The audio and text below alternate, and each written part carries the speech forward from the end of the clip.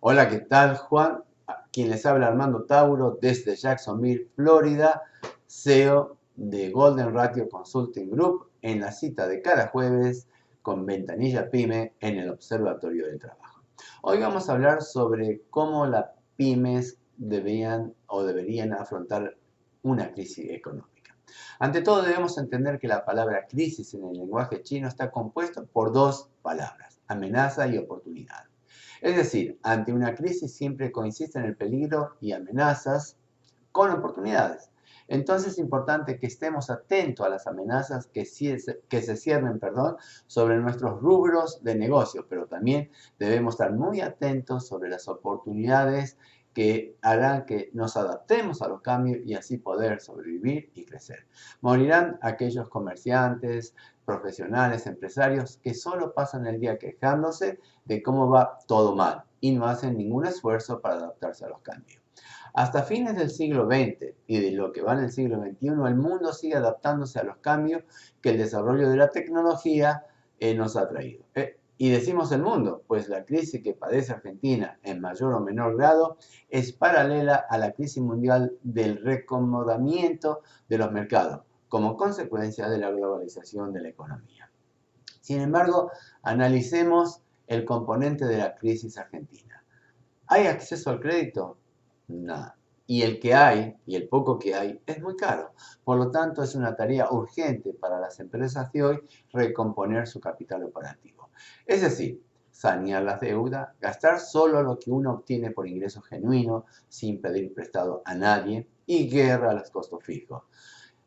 Y a los costos fijos, sobre todo improductivos. Pero ojo, no caer en errores que hacen al servicio, como recortar café, té, el agua mineral, fotocopias ilegibles, etc. Cuando muchas veces tenemos personal caro e ineficiente dentro de nuestras organizaciones y procesos que no son para nada productivos y que carecen totalmente de eficiencia. Respecto del tema del crédito bancario, es importante puntualizar la crisis que vive el sistema bancario argentino en estos días, que sería saludable ponerle un fin para siempre. A ver, cada vez que un empresario de una pequeña y mediana empresa se acerca al banco a pedir un crédito, la primera pregunta que le hace el agente bancario o el asesor bancario al empresario de la pequeña y mediana empresa: ¿qué propiedad tiene que avale este crédito? ¿Alguna vez le preguntaron a usted para qué proyecto quería el dinero? Si el proyecto era viable tanto en la rentabilidad como en la competitividad, tiempo de recupero de capital invertido, etcétera. No, seguramente no. No les han preguntado nada sobre este tema, pues hubiese supuesto que el gerente de una sucursal saliera de sus cuatro paredes para visitar a sus clientes y evaluar el proyecto y asesorar en caso de que él lo considere necesario. Sin embargo, tal como ocurre en los países del primer mundo y los países más prósperos, algún día lo tendrán que hacer. Existe una gran reducción del consumo y demanda de valor agregado por parte del consumidor.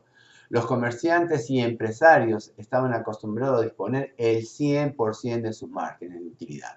Ahora no solo deberán trabajar con márgenes de utilidad mucho más pequeños, sino que si quieren competir con éxito deberán disponer del 40% tan solo de la rentabilidad de estos, y con el 60% restante deberán agregar valor a sus productos, servicios, haciendo marketing creativo, creando mejoramiento de proceso, realizando nuevas inversiones para el mejoramiento de la innovación en los productos, nuevos rediseños, reingeniería de las organizaciones, reingeniería en el personal, capacitación, etcétera, etcétera. Es notable ver cómo miles de comercios minoristas no hacen nada frente al advenimiento de las grandes cadenas. Parece que se olvidaron las pequeñas cadenas empresarias de lo que hicieron ya hace 100 años nuestros abuelos emigrantes, que se dedicaban al comercio. Juntarse entre varios, asociarse entre varios para poder comprar mejor. Digamos, cuanto más asociados tenemos a una misma cadena productiva, las compras de la materia prima y de los insumos serán mucho más económico y accesible. Negociar mejor con los proveedores, la forma de pago, el tiempo de pago, la permanencia, tener el producto cuando uno lo necesita en stock, no antes ni después, no crearse grandes stocks, trabajar con mejoras continuas, de modo de obtener menores costos y poder trasladar a los consumidores todos esos beneficios. ¿Qué pasa con ellos?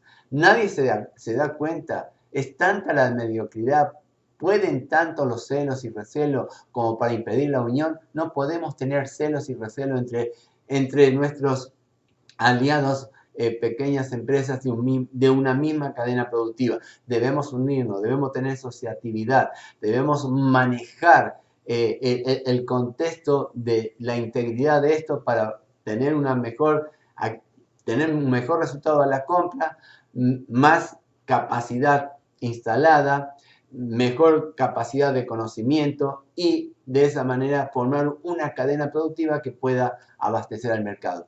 ¿Qué pasa con los líderes de las cámaras y de los sindicatos?